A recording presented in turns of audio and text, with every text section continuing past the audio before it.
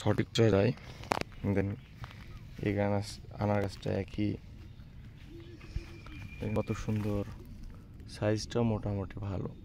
যারা আনার করেন তারা তো জানেন যে ছোট গাছে একটু ওজন কম হয়, আর বড় গাছে একটু ওজন বেশি আসে। সেক্ষেত্রে আসলে এই গাছটা যদি আমি দেখেন যে 3টা যে আনার আছে, যদি 150 গ্রাম করে ওয়েট আসে, তাও আমার এখানে 450 গ্রাম ওয়েট আসতেছে বা 300 গ্রাম ওয়েট আসতেছে। যদি আমি এটা সর্বনিম্ন দামে বিক্রি করি তাও কিন্তু আমি 100 টাকা ধরলাম, তার মানে এই গাছটা 6 মাসে যে 100 টাকা খাইছে বা 100 টাকার পরিচর্যা হয়েছে, গাছের দামটা বাদ, তাহলে আমি এই টাকাটা রিটার্ন পেলাম।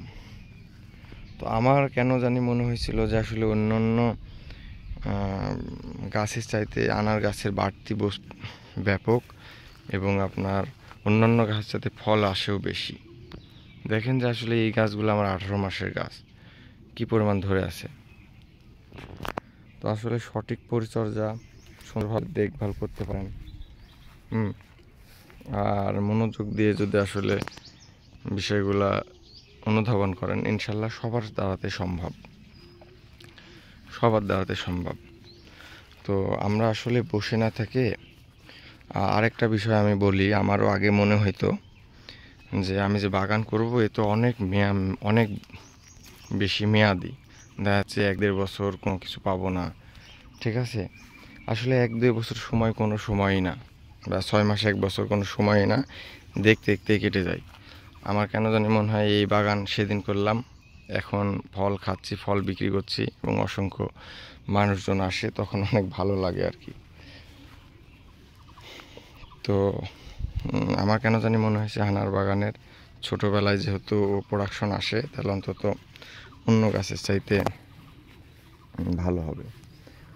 আর সবার কাছে মনে হবে যে অনেক দেরি হয়, আসলে দেরি না।